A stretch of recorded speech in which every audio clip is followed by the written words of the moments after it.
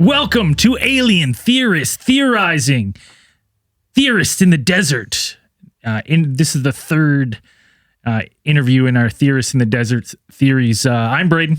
I'm Zell. I'm Dan. And I'm Andrew. And we have special guest, Dr. Mike Masters.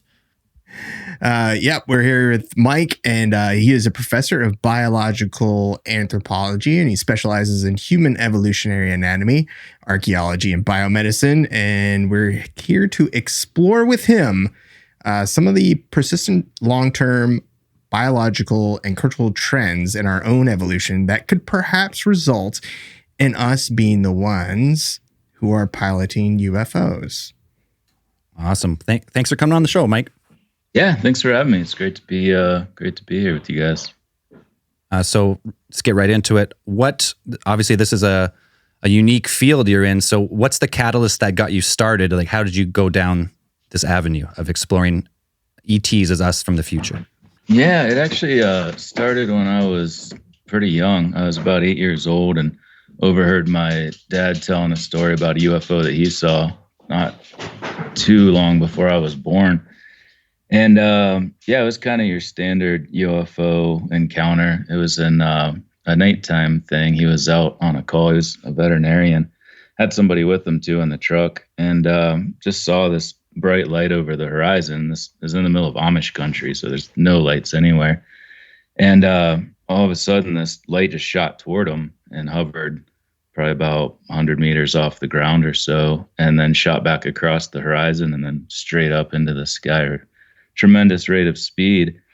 And he got the book Communion by Whitley Strieber not long after that. And I remember looking up and seeing that on the shelf and just having this kind of mental image with a early hominin or a chimpanzee-like creature, a modern human, and then this quintessential alien with the big head, the big eyes, the small face. And I don't know, just kind of started wondering if there could be a connection, some sort of phylogenetic relationship. So started going down that rabbit hole, and after many years of college and research and writing, decided to put it all into a book. So published the book a couple years ago. I think it was March 2019, and it's been a wild ride ever since. And that then. book, for people who don't know, is Identified Flying Objects? Yeah, that's right. Identified Flying Objects. This kind of takes a multidisciplinary approach, looks at anthropology, obviously, astrobiology, physics, astronomy, and it looks at this question of whether or not these UFOs and the aliens could just be us from the future coming back to study their own past, pretty much the same way I would as an anthropologist if I had access to that technology. Oh man, I love that theory. We've touched on it before, but we obviously don't know that much about it. So for someone who's just getting into this, how do you broach the topic of like bringing this to someone? Like how do you explain us like ETs as us from the future? Yeah, I mean, I think there's a lot of things that make sense in the context of this model, what I've sort of dubbed the extraterrestrial model, but especially just looking at our anatomy and the changes that have taken place over the last 6 to 8 million years, and most notably, in human evolution, our craniofacial anatomy has changed, especially throughout the last 800,000 years. And primarily, we've seen this trade-off between our brains and our faces. So our brains have expanded, not just forward out over the eyes, but also mediolaterally. We've gotten a more globular neurocranium, as we say. And as that happened, our faces have shrunk back, and the whole mid and lower facial area have completely refigured. So And these changes have taken place regardless of where we lived, what the social or economic or political system was. They're just these really enduring trends throughout human evolution. So if those continue, regardless of whether we live in space or on the moon or wherever, we're likely to still have that same craniofacial configuration and the same trend occurring in the same ways as it has throughout this very long period of time. So really just connecting the past to the present and then projecting that into the future, we're very likely to look like these beings that are so commonly described with the big heads, the big eyes, the small faces, the lighter skin. And obviously there's a lot of variation. The Dr. Edgar Mitchell Free Foundation, their study showed that most are described as human or humanoid And then you have the grays, the tall grays, the short grays, and only about 5% are reptilian or insect. And we know those are from the middle of the earth, so that's already accounted for. Of course, yeah. Those come from the center of the earth, and so they're pretty rare. But the fact that they're so commonly described as being upright walking, which is the trait that defines us, bipedalism, they have bilateral symmetry, 5 digits on each hand and foot, 2 arms, 2 legs. They're human in every sense of the word. Many are described as human, Right. About 45 to 50% based on their study of over 3,000 contactees were described as human. So really, in the context of our evolution and where we're likely going, I think there's a strong case to be made that if these beings are being reported and they have human characteristics, they're either from a different timeline, another dimension per se, or from our future in a block time context, block universe model. Right. So just like extrapolating on how humans have evolved into sightings of these ETs being this, like, if you were to take us in 10,000 years, that's probably something what will look like. Yeah, I mean, it's hard to put an exact number on it, but if we're talking about the ones that look altogether human and speak vocally to us, and there's a lot of cases like that, a couple that I'm writing about in my new book, there's it could only be a couple hundred years, honestly. If we're talking about the ones that still look like us but are speaking telepathically, I'm guessing that's probably something that happens Right. a little bit later. If we're talking about the grays, tall and the short grays, yeah, then we're probably looking at tens of thousands of years. So it really just depends on what group we're referencing. And that would account for, there's what pops into my head is there has been a couple of encounters where people describe of seeing like a very female-like humanoid, very human-like, with like a blend, right? Where you always hear about that human hybrid, but maybe that's just not too far in the future of what we're looking like. That's the stepping stone from us to that, to then further on, moving on. Absolutely. Yeah. In the book, I refer to that as temporal ancestry. So we don't really use the term race anymore. It doesn't have any biological validity. But we can talk about geographical ancestral groups. So people that are African American obviously have ancestral roots in Africa, East Asians, Europeans, Native Americans. So yeah, in the context of what you're referring to with this temporal ancestry, it's the same thing as geographic ancestry, but if they're coming back from different points in our future, and most likely once we have this technology to travel backward in time, we're going to have that throughout our future. It's not something that'll just disappear, kind of like fire and agriculture. We just keep doing it and improving upon it. So yeah, I mean, you could be theoretically picked up by somebody 100 years in our future, later that night by one of these grays from 10,000 years in our future, and it's still the same phenomenon. It's still the same time travelers, just from different points in our evolutionary future. Right. So that would account for like the different shapes and descriptions of the ETs that people experience either in abduction or sightings. Yeah, I think so, and helps kind of explain why most of them are more human too. The further out, we have this aspect in archaeology where the further back in time you go, you have less material available. It's sort of a temporal sample bias, you could say.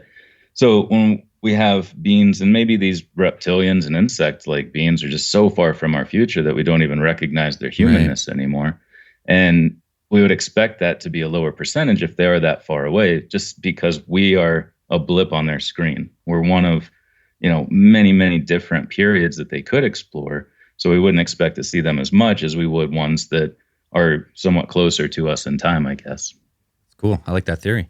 So as abductions go, the reason people are being abducted, I guess, would be in your theory, scientific, like trying to see how your ancestors, what they ate, how they lived, kind of thing, or what do you think about that? Well, I mean, I have to acknowledge my own biases in that respect, because I'm an anthropologist. I'm a paleoanthropologist specifically, so my interest is in the human past. So yeah, I certainly would acknowledge that there's many, many different things they could potentially be doing and reasons for doing it, but it does seem to be very similar to what I would do if I had access to this technology. Like I've worked on digs in South Africa and France, throughout the United States, and we're trying to piece together our past with fossils, with teeth, and there's just not much to go on. If we could actually pick them up, we could not only learn so much more about them, their DNA, their living tissues, but also their culture, their language. So it would really allow us to have a much deeper insight into the human past. So it kind of seems that that's a big focus, and these abductions are rare. I mean, a lot of people see UFOs in the sky, but it seems like they're only really allowed to interject themselves in this overt way for a scientific investigation. It seems like they're always trying to kind of remain hidden, but they come down and physically pick us up, probe us in every way, take semen, take eggs, take developing fetuses. So if all these things are happening the way people describe, those rare instances are potentially the only thing that they're allowed to do for whatever reason. But yeah, it does seem to have some sort of scientific or research objective. So I'm wondering, like, do you think maybe instead of obviously going after a cadaver, because that'd be much easier for them, they're going after, like, they have the ability to go after live people because their tools aren't as as evasive? Yeah, that's a good point. I mean, it does seem like living tissue is of utmost importance, and not just with us, like with the mutilations. And it's not just cows. Seals, there's a big string of horses in France that were just subjected to this same sort of thing. So yeah, for whatever reason, it seems like living individuals, both human and non-human, are more of the focus. But yeah, that's a good point. Like, why not just show up at a funeral home and rip somebody out of a casket and take them up? It'd be a lot less traumatic for them if they're already dead. It's a good point. Pretty traumatic for the family. Funeral, I guess. Be one for the books for sure. Yeah. Yeah. See, I like that when you said like they don't really, have much contact with us, and because when we've talked about that, some people that listen to our show will say like, well, why wouldn't they contact us? I'm like, there's humans on this earth who the rest of us have been like, just leave them in the forest. That's their way. And like, we're not going to contact them. And you think about it like that. So it's like, if that's just us in the future and these are the brightest minds, it would make a lot of sense to me that they would practice these same things that we do now. Yeah, absolutely. And, a lot of people make the comparison with tagging a rhino or any sort of animal that we shoot with the dart and, do all these things to it. It probably describes that to its rhino friends the same way that we do when we get abducted. Like, we're sedated, we come out of it with this foggy memory, and we know things happen to us, but we're not exactly sure what. Our butthole hurts, and that's about all we can really say. But yeah, I mean, we start to get those memories back, and they're consistent. Like, there's so much consistency across these reports, and I think that's really important to acknowledge. It indicates that it's the same people doing the same types of things throughout a very long period. And something that doesn't get mentioned very often either is you have these lifelong contactees, like Terry Lovelace, for instance, who see the same individual his entire life, but they don't age. That's a very good point. And there's a number of cases like that. And if they're not aging, it indicates that there's this, and oftentimes it seems like there's an ambassador. With Terry Lovelace, it was a woman that he described as sort of a shorter Chinese-looking woman. But if you think about it in the context of time travel, like the last interaction they had with him, I'll just use this as an example because I'm already talking about it, but there's others like it. They come back, they check up on him, 20 years later, but that could be the next day for them. If they're just visiting a different point in time to sort of follow up and, do more tests or find out whatever it is they're trying to find out, it would help explain why they don't age, but we do, if they're just popping in and out of different points in our lifetime. So to speak on your point about the abductions, that these are relatively rare, but we still have hundreds, if not thousands, of cases of people reporting alien abductions. Why is it? I would assume, or at least I've not heard of that many. A lot of these abductions don't happen to what you could kind of describe as like high-end humans. It's not Olympic athletes. It's not, people who would be considered heads in their field, whether it's medical or, theoretical physicists or things like that. Like, why do you think that it's just these, most of the time, it's just your normal everyday person? Yeah, no, that's a great question. I think probably they don't know or care. I assume they just pop in and try to grab whoever they can. And when I say they're rare, there is some indication that it happens pretty regularly. And it's probably much more than we understand because a lot of people don't talk about it because of the stigma. I just meant rare in the context of Sure. sightings. A lot of people see Right. UFOs, but it's a percentage of those who are actually picked up and undergo this biomedical examination. But yeah, that's a great question. And there's that old story about Eisenhower being contacted, and then we quit testing the nukes shortly thereafter. Maybe there is more interaction with high level humans, or however you phrased that. But for just capturing and releasing and doing research on, I assume it's usually people in remote areas. For one, they can get in and out. And it's probably just whoever's there, whoever's ripe for the picking, the low hanging fruit, so to speak. That's a good point. Well, there's so many humans too that it's the chance of, if we're going on Percentage of high percentage, level like, humans. Yeah. either, you're working Yeah, with a that's a good larger, point. if you're just showing up in the, to just tag the crop field and then you're like, hey, let's grab that guy there, right? It's probably Well, not going to be a yeah. high profile. No, that's a While good we're down point. here, Just- might as well just grab them. Yeah. Yeah, just based on Yeah, like sampling it's- and statistical error alone, like what's the likelihood that you're going to get Yeah. Beyonce, out camping it in the middle of nowhere, and she's hanging out Jay-Z and Well, I don't know, yeah, Jay-Z and Patrick Mahomes, and they're all just kicking it and I mean, getting abducted. So yeah, I think there's a lot of things. I mean, at like play there. when you look at when you say when we evolve far enough, we start retaining those juvenile aspects, right? Like you keep the big head, smaller bodies. So I'm going to butcher the word, like it's neoteny or something like that. Neoteny. Oh, that was perfect. oh, Yeah, you perfect. nailed it. Oh, Neon. So- he Googled that. That's the not phonetic. the word. Look. No, he No? did. No, He's, he he's did. trying to Okay, prove no, himself right No, now. He did. That's So, good. that would make sense to me because if they did see, you know what I mean, you're going down there and you see DK Metcalf, who is like one of the biggest specimens in the NFL right now. To them, that would be archaic. That would be Yeah. like, that's not Badass. ideal. This is a caveman, basically. Right? Yeah, I don't know. I mean, if they're looking for one of the best athletes, yeah, it seems like he would be a good choice. If they're just looking to get an average of humans in general, then yeah, he's going to be an outlier. They wouldn't want that. So yeah, to your point, I mean, they're probably just looking for convenience, but also a representative sample. If they're going back through different time periods and capturing people and studying them, they would want to have a representative sample of them. Yeah, I think with neoteny, it's an important thing to consider. And I'll be giving a talk at the Scientific Coalition of UAP Studies here in a couple weeks. And one of the heads of that organization sent me a couple papers by a friend of his named Michael D. Swords. He was a professor That's and last name. wrote a couple papers for MUFON. And it describes the exact same thing I talked about in my book with this neoteny, the paedomorphosis, where you have a retention of these juvenilized traits into adulthood and how that could help explain these physical characteristics of these aliens. He was kind of trashing the time travel model. He was very critical of it, but was describing the exact same things in the same way.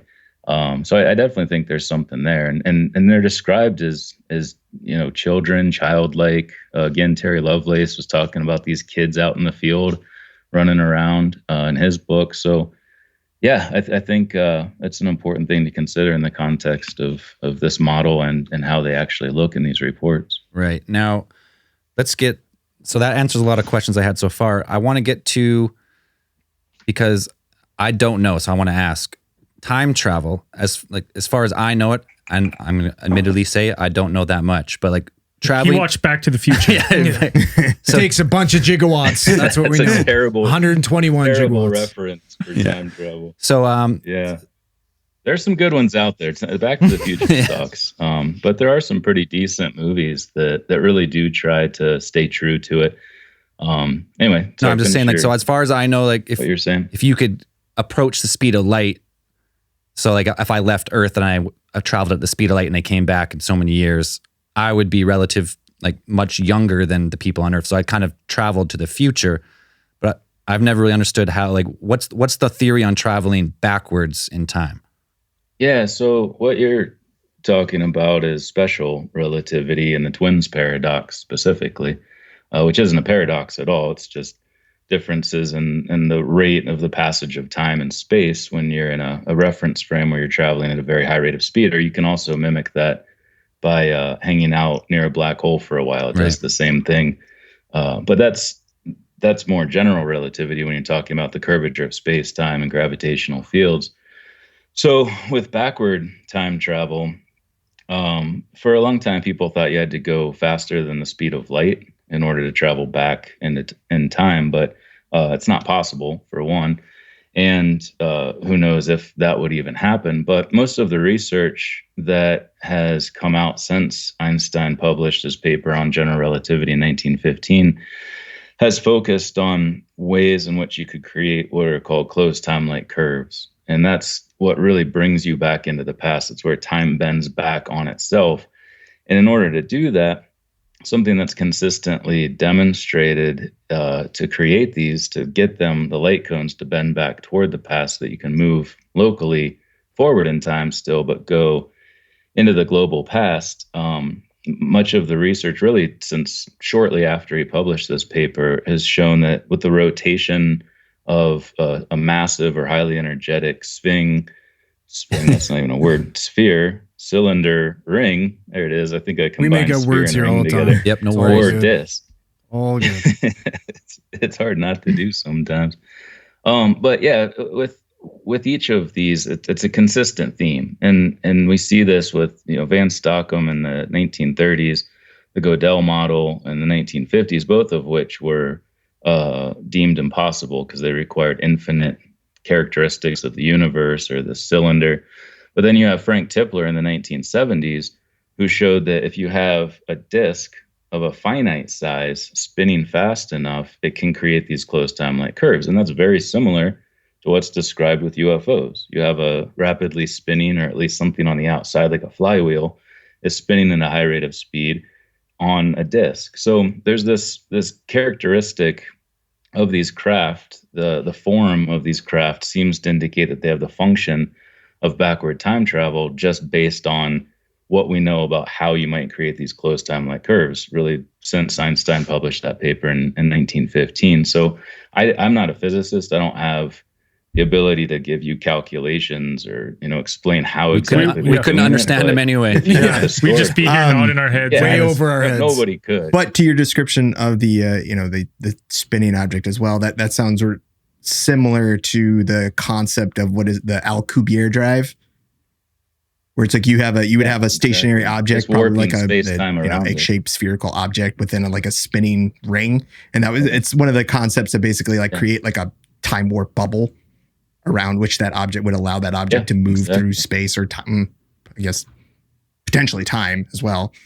So yeah, absolutely. And it helps explain a lot of things about the craft, how they can move in and out of air and water, and they don't create vortexes behind them. There's no disturbance to the air. The wind is irrelevant. So it almost does seem like they're creating the space-time bubble around them. And it also helps explain the insane G-forces that they would experience on the inside of these craft. You see them shoot up at tremendous speed, like the Tic Tac dropped 30,000 feet in like a couple seconds, I think it was. That would destroy any biological entity on the inside of this thing. But if they're manipulating space-time around that craft, it could be a very slow acceleration to them, but we see it as this rapid jump up into the sky, or rapid deceleration. So again, if they're manipulating space-time within their reference frame, it might appear different than what we see in this other reference frame as the outside observer. Well, that would explain some of the rapid motions you see, that you hear the zigzagging patterns and horizon to horizon in a second. Or that would account for that. Yeah, and just appearing and disappearing too. That's really commonly described in UFO reports. And one of the only ways you could do that is if they are dipping in and out of the fourth dimension. If something that you're looking at in 3 dimensions of space suddenly disappears, it indicates it moved in the only other dimension we know of, the fourth dimension. It went through time. So I think there's a lot of things about the behavior of these craft and the form of them that indicates they have this capability. So what you're saying is the UFO itself is the time machine. They're not like. But I think the discs are, yeah. I think the triangles probably come from the dark side of the moon or an underwater base. I think those were built in our time and they use them for different purposes. But I think the discs are the actual time machine, yeah. Right. So they actually, I mean, so they're not using like some type of wormhole. They're actually just creating the time warp with their tech. Yeah. Yeah. I like that's awesome theory. That's what it seems. It just based on, again, that history of what we know about how you might create closed timeline curves, they seem to have that same form, those characteristics. Oh, that's so really, then that's really if cool. they're coming back and they're to look at us for perhaps like a historical or an anthropological type of view, would that imply like what would that imply in terms like a timeline model? Would that be like, do you have is it causality, right, or is it going to be, are you going to have the, what is the one that Stephen Hawking also talks about, the chronology prediction conjecture, where it's, it's kind of like time, it's like a huge river, and no matter what you do, it's going to come out no matter what. Flexing some smart guy muscles here right now. Or, it's just like time travel it's not very well understood yet. So, I guess would this imply that they're trying to change something or learn something? Like, how would they apply that knowledge? That might be a part of why they haven't revealed themselves too. Yeah. Well, it's a great question. There's a couple of things to unpack there. I mostly approached the question of time travel in my book in the context of the block universe. So in that model, they come back through time, and anything that you did in the past already manifested itself in the future before you even left. Because in the block universe, everything from the very beginning of the Big Bang to when the very last atom is sucked into a black hole and the universe starts over potentially, all of those moments are already part of this massive four-dimensional block of space-time. So within that, there really there's no paradoxes. There's nothing that you can do to change the past, because anything you did in the past is already a part of that future before you even left, regardless of how far back you go. So I mostly approached it that way. It's the most dominant model within the physics community. It's the most conventionally understood way of thinking about the universe and time travel.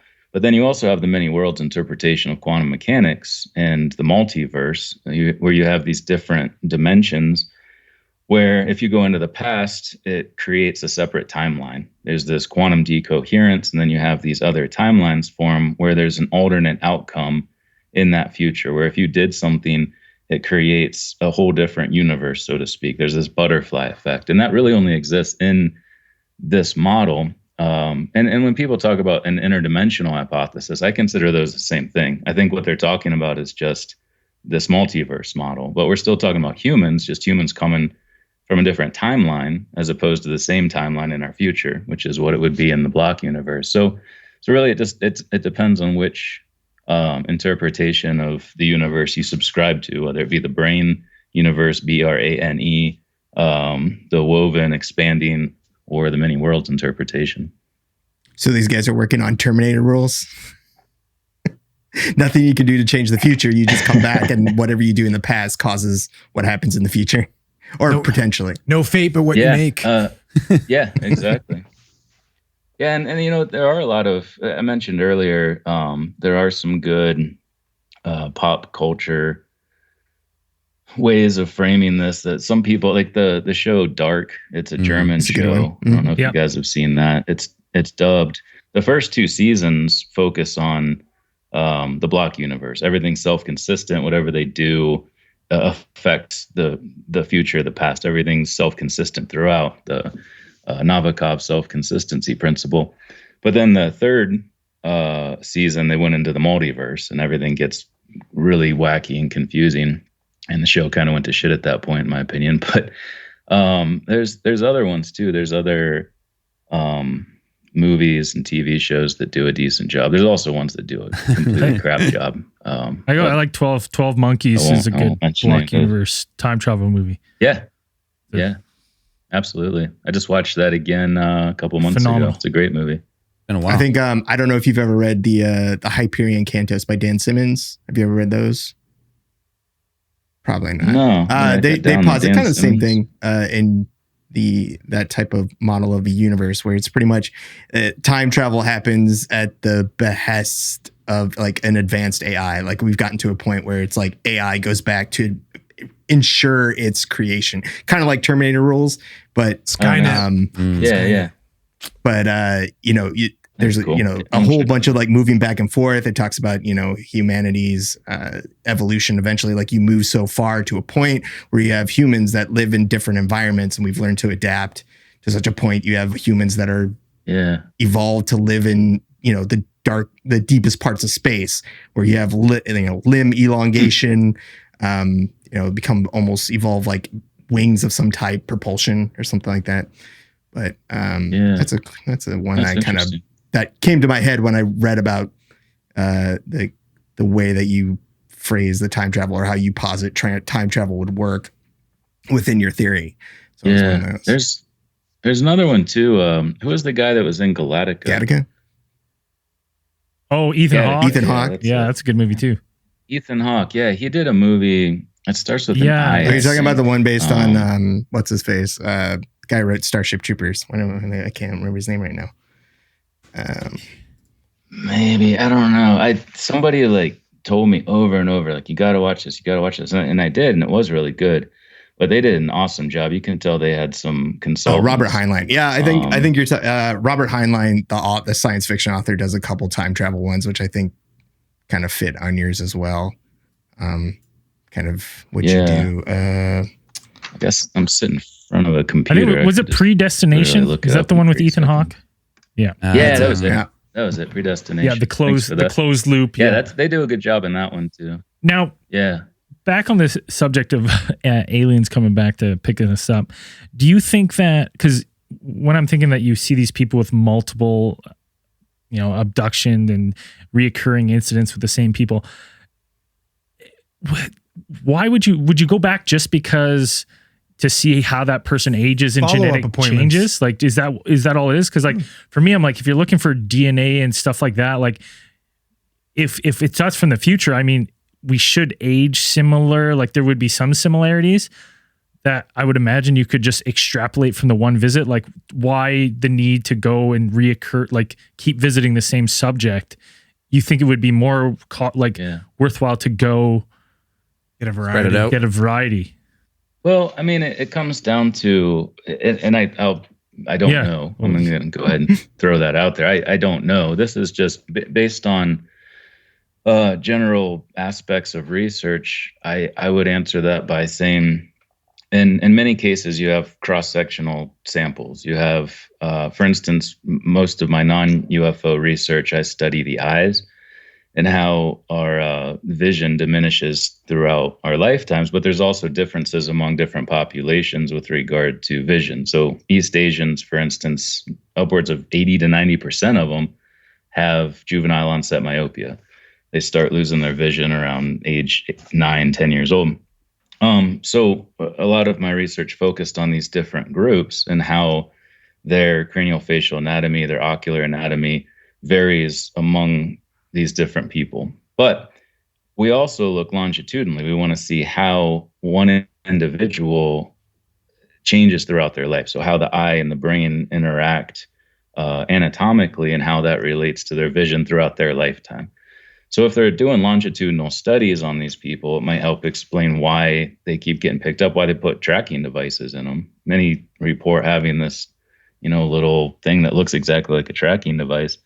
So if they're doing a longitudinal study, maybe they did something to that person. Maybe they're just of interest for some reason, and they want to see what happens throughout their lifetime, biologically, neurologically, who knows what it is they're studying. But like I mentioned earlier, you could pick this person up. You could do an entire study throughout an individual's lifetime over the course of a couple of days, all in the same day if you were ambitious enough and had a lot of coffee and cocaine, I guess. Space cocaine. If you come back and you pick future space cocaine. Yeah. I assume they have some good stuff in the future. So you pick this person up when they're 15, when they're 25, when they're 50, when they're 70, And you can do all of that over the course of a couple of days, and you would see the same person. They're not aging, you're aging.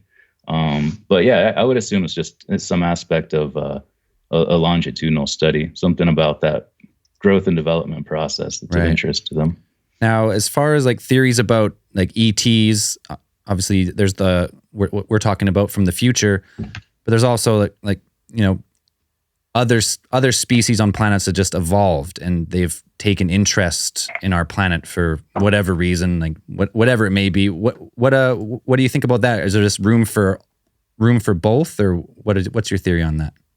Absolutely, yeah. I don't consider this model to be mutually exclusive with the extraterrestrial hypothesis or ultra-terrestrials or even the simulation hypothesis. I think all of them should be weighed in accordance with what little evidence exists within this field. But yeah, I think there's a very good possibility that there's other life forms on other planets. The fact that it happened here so quickly after it could, about 3.7 billion years ago, once we had water, once we had an atmosphere, we see life. Boom, there it is. So the fact that it happened here that quickly means it probably did in other places too. The issue for me is just how unlikely it is that we would get an upright walking human form evolve on these planets over the course of however many billions of years they needed to form, and that they would be close enough that we would find each other, that they would exist at the same time, because the universe is roughly 15 billion years old. What's the likelihood that we would get humanoids close enough that are here at the same time and just slightly more technologically advanced than us?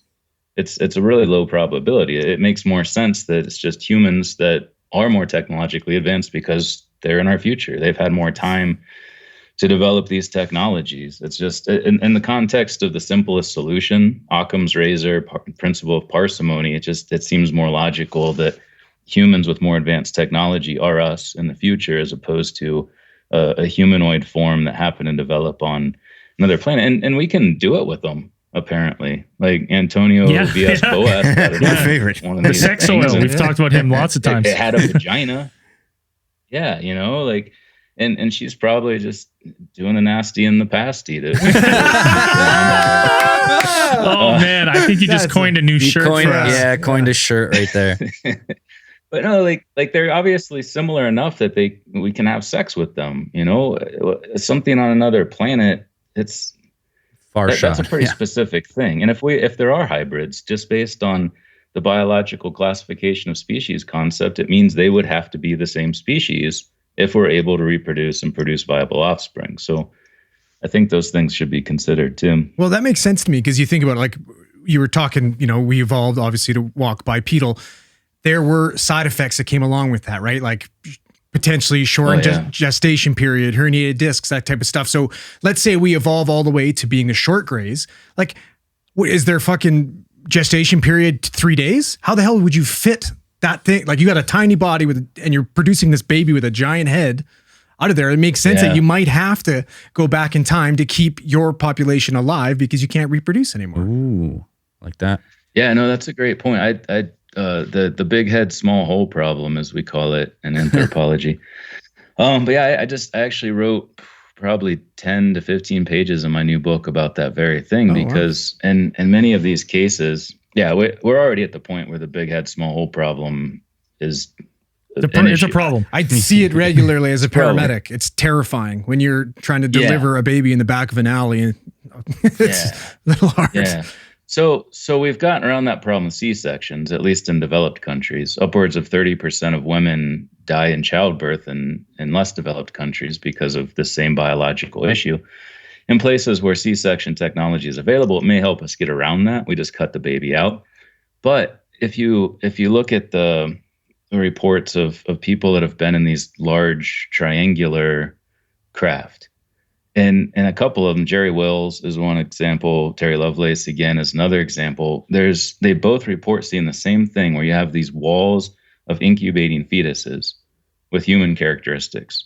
So it almost seems like we move beyond C-section and go into external gestation, where we have external uteruses and we grow our babies in that capacity. if that's the case, yeah, that could help explain the diminutive genitalia, sort of the asexual characteristics of these more distant future humans, the grays, where we just don't reproduce that way anymore. I'm hoping we don't give up sex. I don't Well, think that It's not worth it's living something anymore. we should ever do. Well, there's Yeah, there's enough. That's Maybe not a it's future I would want to live in. maybe it's something where it's like because we do have, as you coined, some coming back doing the nasty and the pasty. That's not me. That's Futurama. There's maybe it's one of those things where we still have sex, but maybe we remove the the fertilized egg early on, and then do the rest of the gestation period in an artificial womb. Yeah.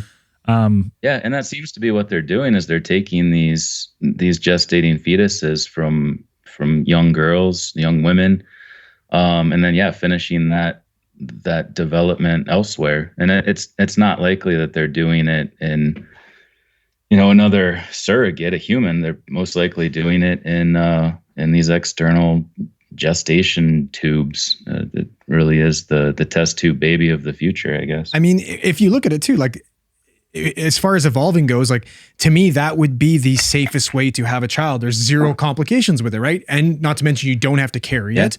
You know what I mean? You don't go through any of those risks. There's no risks of, spontaneous abortion, anything like that. And then the birthing process, there's no trauma, nothing. Like, Right. That's fucking cool. Another thing I mentioned in this new book too is the social impact.